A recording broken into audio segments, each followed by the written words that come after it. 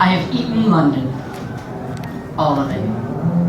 Packishly descending from the thoughtlessly hummed tune of Q's pagoda to the irradiated gaseous pump of the garish all-you-can-eats in Chinatown.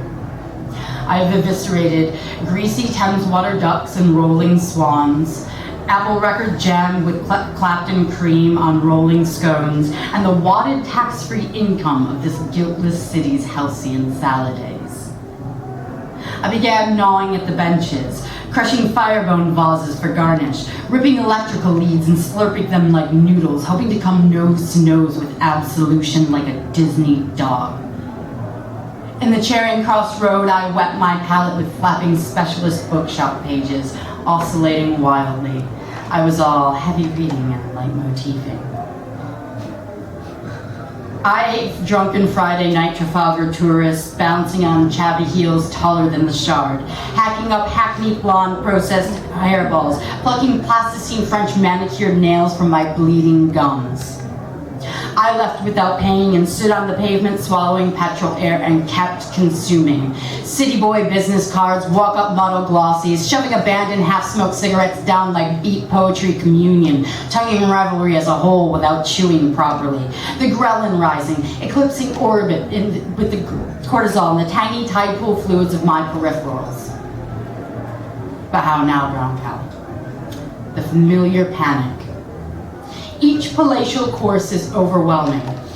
A fully loaded picket basket sits inside the padded cells of my life body, and I'm already in arrears. And should I grow any larger, all the king's horses shall foreclose and not jigsaw me together again. I mustn't obtrude the cool jazz clamor of Gerrard Street's gilded lucky cats who owed him better bad fortune. It can't possibly be me they laughingly tease after, for I am never the center target audience sitting savagely in the roundel. So it's to the Hippodrome's industrial plumbing. It's the porcelain surfaces, the grouted Roman tiles I'm becoming intimately familiar with. Spluttering out faster than purple prose on a bestseller list, the lights flicker as the ubiquitous wealth lays itself out like a pressed Savile Row suit on the pastoral green felt tables, and I schism and tease the ruddy chopper-rooted reflex, coaxing up districts of this city like a glottal stop with my fingers deep in my larynx.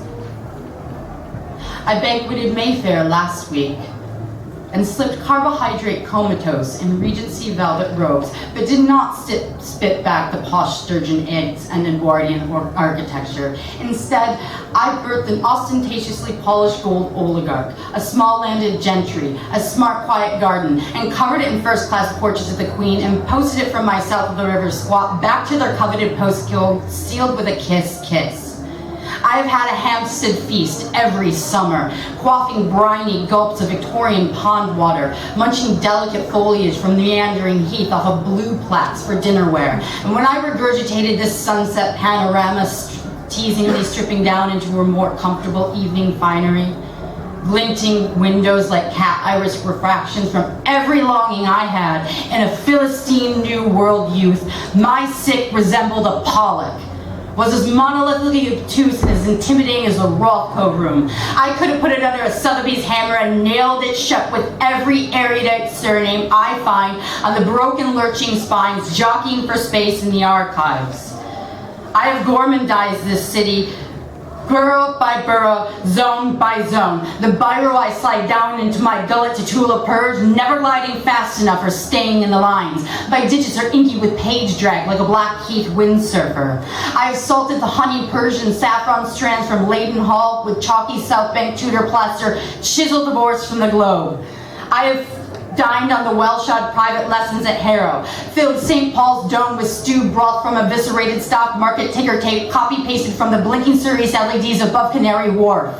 I have eaten and consumed and contrived it back up, reformatted to fit your screen, using Big Ben as a cripple crude toothpick in a parenthetical moment mid-binge purge, unsure when the golden ratio of obsession will be released hotly from my sinew and fur. I have glutted myself on the tracks chuckling home the last drunken train out of Vauxhall, doused in milky spools of barbican thread like waterlogged Weetabix. I have sucked the aerosolized essence of unattainable luxury from the vaulted Knightsbridge perfume halls, and the hours of trashy Camden Gothic lace have passed back and forth the marital threshold of my teeth. I have churned the cobbled couture shops and Escher stairs, decanting into the poetic cafes of Covent Garden into a paste like Aztec maze, and greedily masticated. I have segued the easy amphetamine promises of Soho striptease with creaking West End cheesy musical boards for a dramatic amuse-bouche. The salient bobbing ties beneath Chelsea's white suspension wires have been my floss, and with the flick of a Royal Greenwich bucktail, I will find infinitesimal bits of this city that I stowawayed into, and I will hunt them, and I will kill them, and I will mount them on my wall with unabashed bravado. I will eat this settlement uncooked, pasteurizing as I force it back out of me, defying gravity with its unwholesome holiness. And I will carry on pearl diving, drag netting, and teasing it all out, shriveling and starving my branches into a winter hood so fractal and charming it could be a thing flogged, priced to sell as the tweed hat I am sure to become, fit for a shorted pop-up.